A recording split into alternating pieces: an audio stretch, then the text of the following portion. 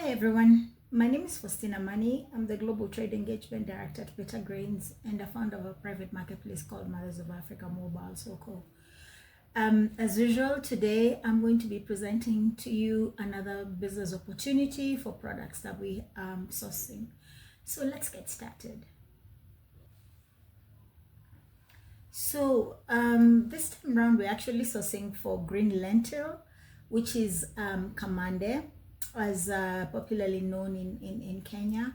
We are sourcing the Kamande from the US or the Canadian Kamande, not other Kamande that is available in the market like the Ethiopian Kamande, not because that it's not good, but just because the Kenyans have a preference for it. Actually, I don't know if you know, the green Kamande was actually introduced to Africa or the eastern parts of Africa as relief food, and so many of the consumers actually started eating it at an early age. That's why they have a particular preference or a palate for the US or the Canadian green lentil or Kamande.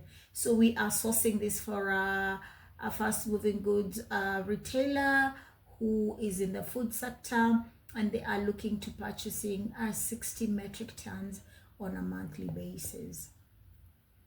So what are the requirements for the Kamande?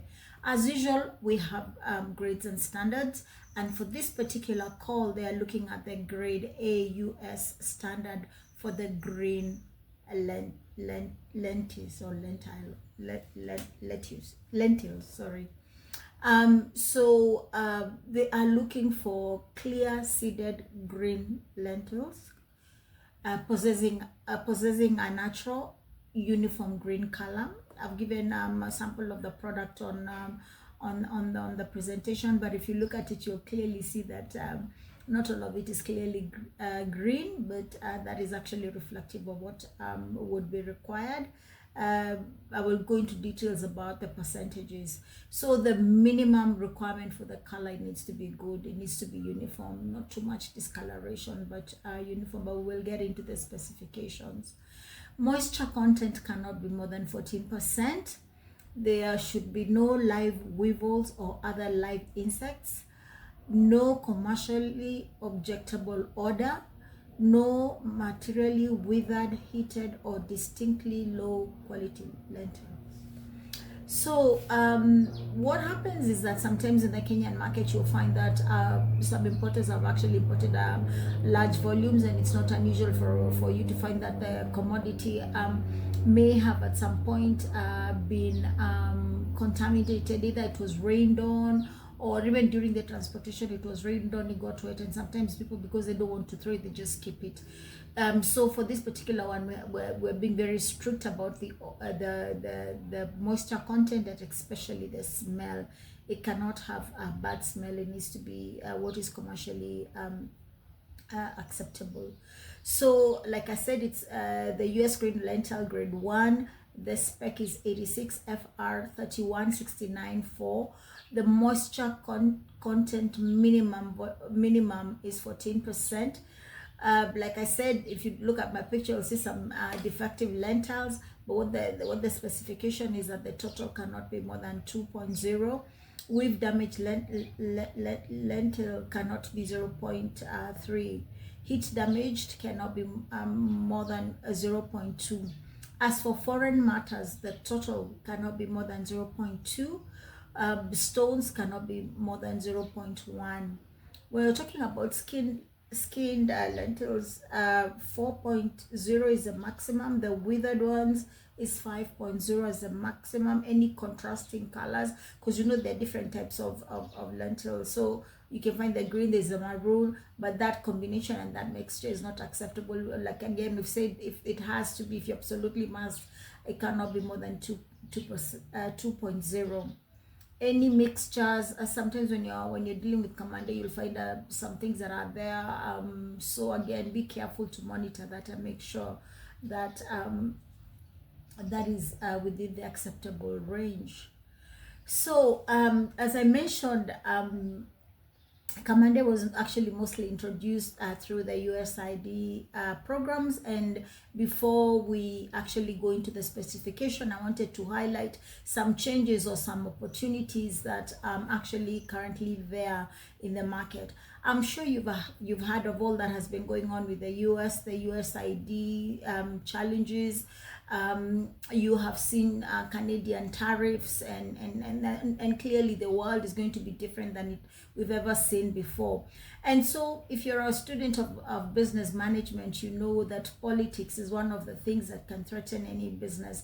But I'm a firm believer that with every problem, there's an opportunity for a solution, and the solution usually can be innovative enough to be able to give you a business opportunity. And so I just wanted to share with you on what you can do, a history of what is going on, and then to see how you can actually take advantage of the political situation across the globe, to see how you can benefit for it, or how you can strategically position yourself. So I don't know if you're aware of this, but USAID has always had presidential government-led initiatives for Africa. Barack Obama's Feed the Future actually had a budget of 4.7 billion US dollars. I don't know if you know that. There was the money that had actually been budgeted for. So as you can see, this the programs that are targeting Africa are clearly huge in volumes. The question is, all that money gets to Africa? But that is not our concern for the moment.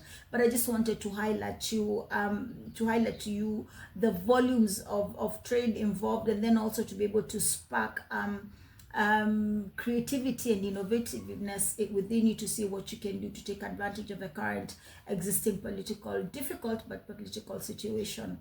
Donald Trump, as he also had a presidential government-led initiative for Africa, which was called Prosper Africa, but his budget allocation was not in the billions. It was actually 75 million US dollars. Based on the research that I've done, it shows that it started but with a very slow start. It actually did really do very, very well. So Joe Biden, when he came in, what he did is he revamped and rebooted the Prosper Africa project, and he had a budget allocation of 5.7 billion US dollars. So clearly you can see that there's money that had been set aside for that. And so when Trump came into office, the USAID budget allocation for government-led initiatives for Africa was actually currently budgeted at 12.1 billion, but that has been clearly scrapped because of what is happening. And then also Donald Trump's clear agenda. He wants to make America great, and so he's really focused on US exports, to see how can US export more. How can USA export more out of US than it's bringing in? And guess what? Kamande, actually, green lentils is a US export. Yes, I don't think it's grown much in Africa. I remember once I wanted to see if it actually grown. I did a trial sample, but no, it didn't grow. It's not grown in Africa. I know there's some that is grown in Egypt, but again, like I said, the preference for the East Africa region, and specifically Kenya, is for the US or the Canadian green lentils, and that's what people like. And again, it doesn't say that Kenya cannot grow, Ethiopia has poor quality. It just means that there are some people who've actually mastered the trade more than that. So how can Africa benefit for it? What can actually Africans do to take advantage of this situation? Let me start with the opportunities that are actually there for US and Canadian SMEs. So yes, USAID has problems. When we look at the stuff that has happened, I don't think the institution will ever be the same again, even if it comes back. But that does not negate the fact that there is a role that USAID played into it. And then when we look at what is happening with Canada has also been upset. It's pulling US products off the shelf.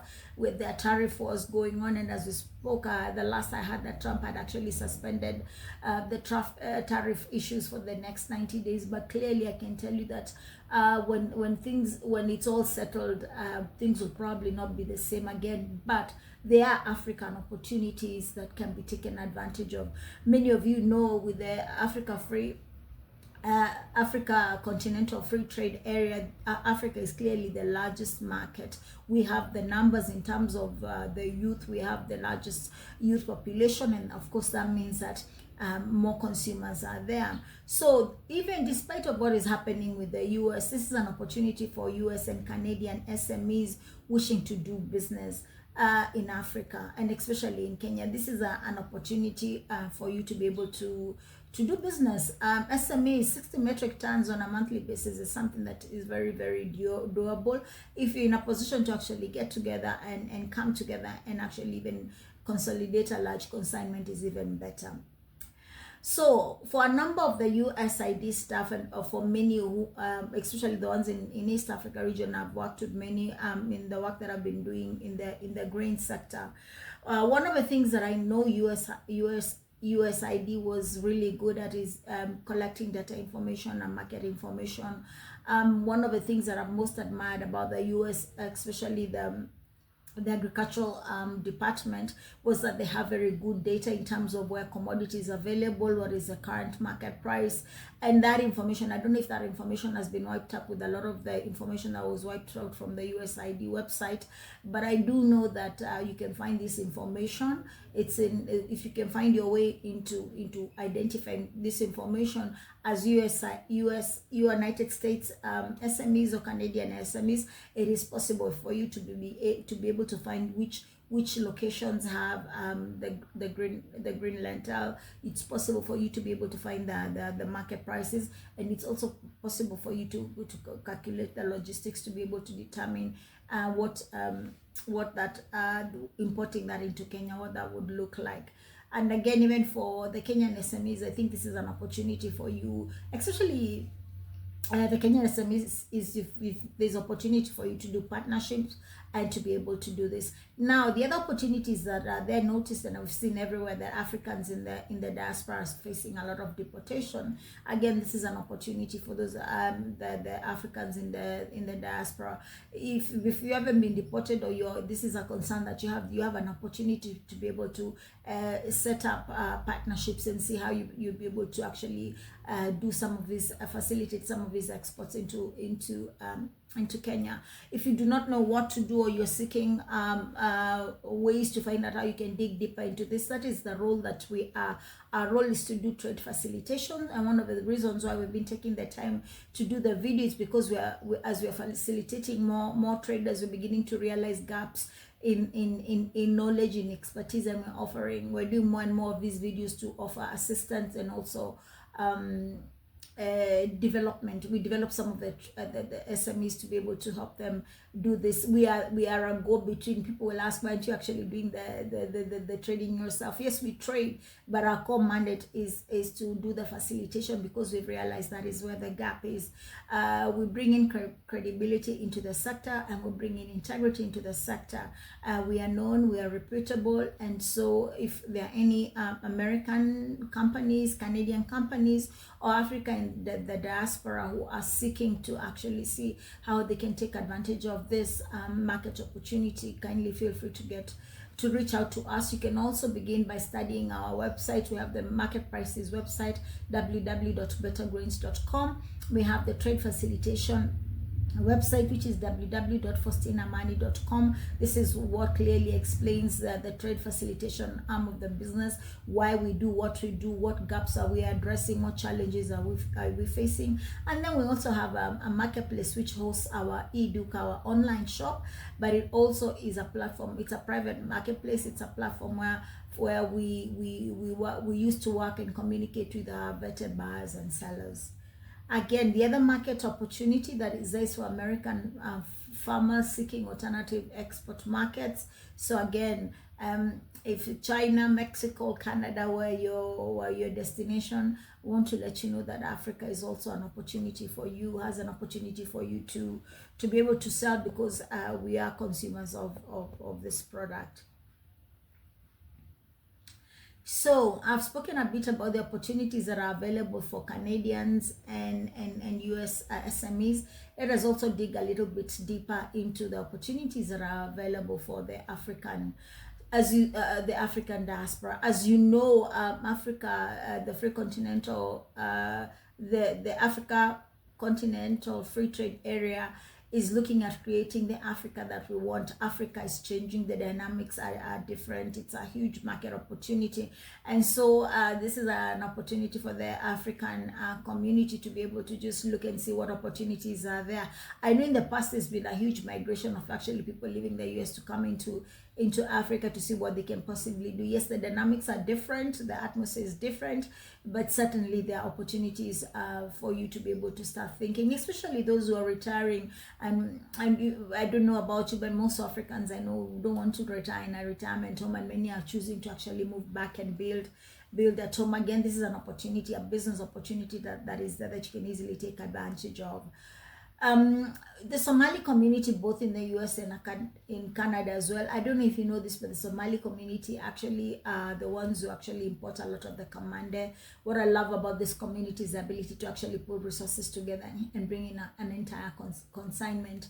We have interacted in the past with a few Somalis who are based in the US and Canada, who've been trying to see how they can tap into the Kenyan market. At that particular time, we hadn't really thought through about how we wanted to, what direction our trade facilitation needed to take, but now we have structures in place. We've put in the necessary facilities in place, and again, if you really want to work with us, yeah, feel free to do so. I know we also have some on our network of vetted buyers and sellers, and we will be reaching out to them to let them know of this existing opportunity.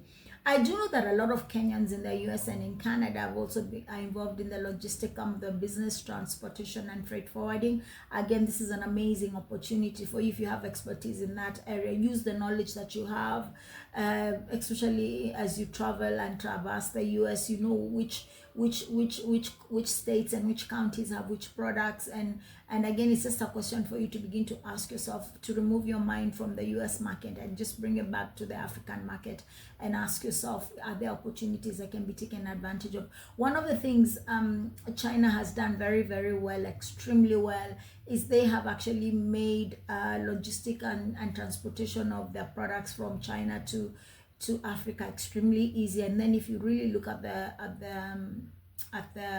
Kenyan market, especially if you go to Isili, where the majority of those traders are, you'll find that logistics companies are there, and they're able to really quickly ship, or we can order anything from Alibaba. If you look at Isili, it's full of China products. That's one of the things the Chinese have done very well in comparison to Americans, who are very strict with their tariffs. And it's almost like when an African thinks of exporting to the US, it's almost like it's difficult. The standards have been very difficult.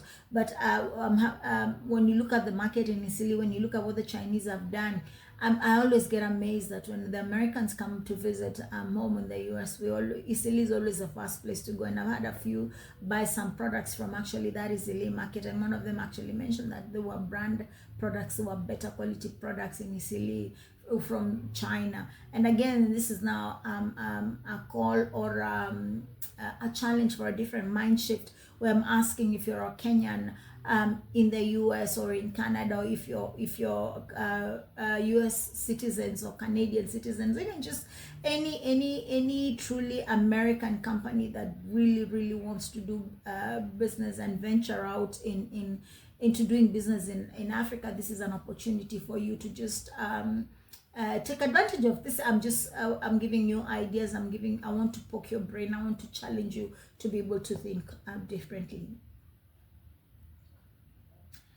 So if you're based in the US and in Canada, and you're wondering, so where do I start? How do I begin to tap into this market? Well, the first thing that I would advise you to do is to do your research. I would even encourage you to begin with us. Go find out, check out our website, look at our social media platform, visit the commercial attaches from your countries, visit the US Embassy. They have the Department of the commercial attaches normally deal with matters on trade. Visit them, do your research, check, find out the challenges. One of the things we are committed as an organization to is just bringing integrity into the grain sector, because man, the number of con men and thieves in this sector is just crazy. And so that's why one of the reasons why we're actually championing for this, because we want to bring integrity into the sector. We want to make sure that our clients are protected, and I will be explaining a little bit more on how we are able to do that, or what our goal is. The second thing that you need to do is you need to visit your Department of Agriculture and Trade in your country. Yes, and find out what data is there, what opportunities are there. Even when I talked about the presidential initiative, it doesn't mean that it's all good done. I'm sure there are arms of the government that are also addressing these issues. They may not have the budgetary allocation they previously had. There might be some alignment that needs to be done, but there's still opportunity that can be explored and taken advantage of. So again, I'm asking, if you're based in Canada, if you're based in the US, just begin to do your research. The Kenya embassies in your countries is a good place to also start, because many of them actually do have bilateral agreements between countries. For example, I'll give you a classic case, like India and Kenya have an agreement. The reason why we consume a lot of Indian rice is because we have a bilateral agreement for us to be able to export our tea. So those are opportunities you can begin to look into, and it's very important that you do so, because that's where the nitty-gritties of the tariffs are actually indicated. So you don't have to really just do guesswork, but actually just take some time and study and see what tariffs are in place, what bilateral agreements are in place, what are the taxes like, what are, all these other things. All right.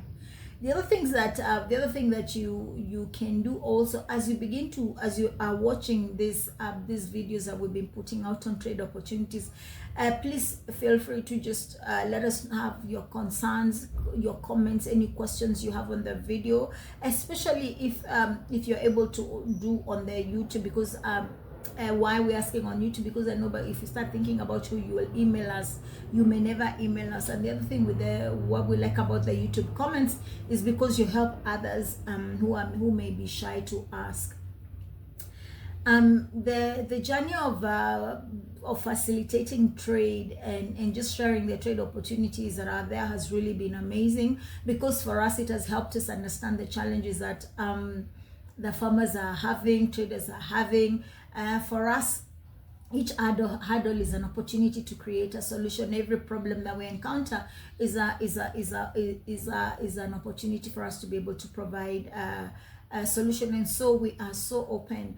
Tell us, give us a feedback, so you will help us decide if we need to do more videos to train, if we need to come up with courses, or how can we be able to better communicate. So we're really open to taking feedback, and some of the feedback that we have received has been amazing, because it has helped us to actually just look a little bit deeper into the products that we're offering, and some of them we've had to water them down, and some we've had to do in vernacular, in Swahili. So again, we're very open, because our commitment, our priority is to champion for an agricultural market revolution that favors Africa. We want Africans to be able to trade. We want Africans to be able to have access and take advantage of that market opportunity in order to be able to create wealth for themselves.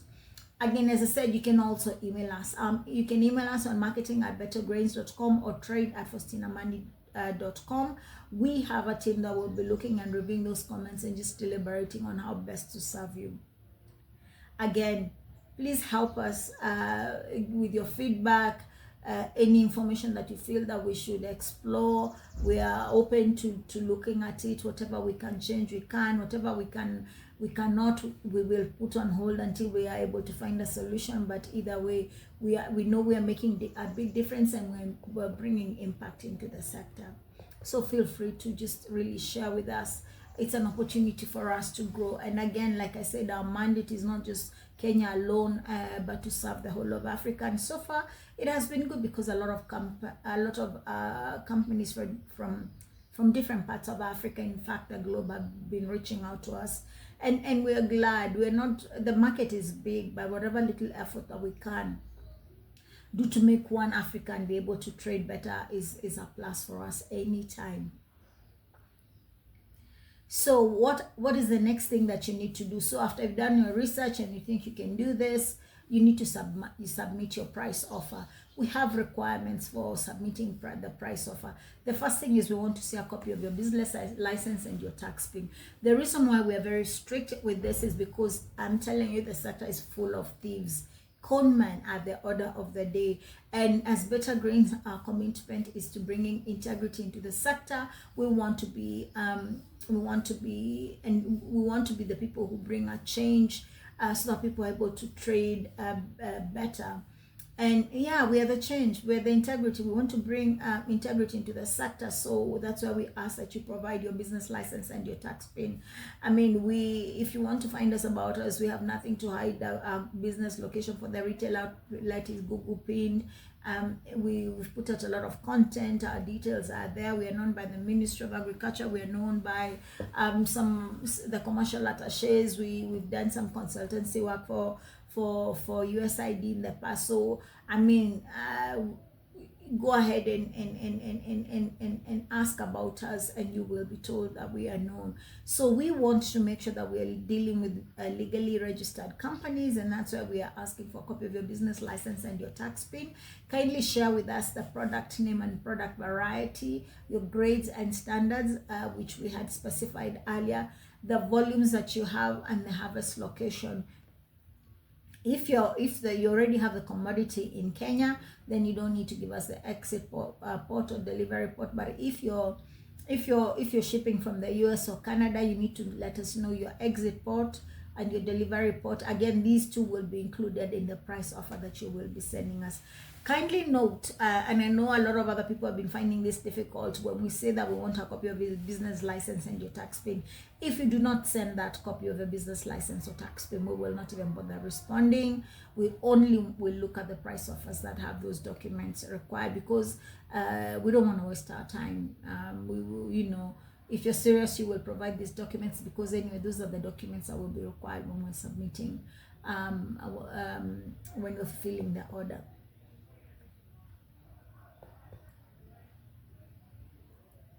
So what do you do if you're already in Kenya? I wanted to give low-hanging fruits for some of them, in the women SMEs that we work with, the traders, or even some of the people we've worked with in the past. If you already have the green lentil or Kamande readily available in Kenya, still submit your price offer. Again, your business license and your tax PIN, your products, grades and standards, the volumes that you have. And with Kamande, usually most people can tell where it's from. And then again, we will only respond to those bids that come accompanied with those. Some low-hanging fruits that you can take off. I know some of the members of our Somali community actually have a Kamande available. So if you're in Kenya and you want to take advantage of this opportunity and be able to fish around, please go ahead and talk to your people, talk to your relatives, see who has what, and then let us know. It's only 60 metric tons. I'm sure it can be found. But if not, we can still you can still try and see if you can get your relatives in Canada and States to get into this business venture with you. Yeah, so this is an amazing opportunity. One of the things that excites me about it, because it's what I call a low-hanging fruit, where you'll actually be able to it can be done. It's doable. It does have a deadline, and our deadline is for 21st April 2025 at midnight +3 GMT. Again, email your offer to marketing@bettergrains or trade@faustinamoney.com. We always give you two email addresses, because in the past we get a lot of emails, and also a lot of attacks on our email. So in case one is not working, you'll be able to use another one. We've indicated the websites, our website, so you can find your market prices. Kindly remember the prices on the Better Grains website are grade 2, so you may need to do some additional work to be able to determine what price you need to factor in when you're submitting in your bid. So I want to say thank you for the opportunity to be able to share this opportunity with you. As always, we are really committed and very excited about championing for an agricultural markets revolution that favors Africa. We want Africa to be able to trade. We do realize that some of the standards that have been set there are a bit unrealistic. That is why we are always working to make sure that we present this, make these opportunities available for you. And then we're also committing to working to see how we can actually make it easier for you to trade. Thank you for listening to me. Have an amazing day from whichever part of the world you're at. And God bless you. Bye-bye.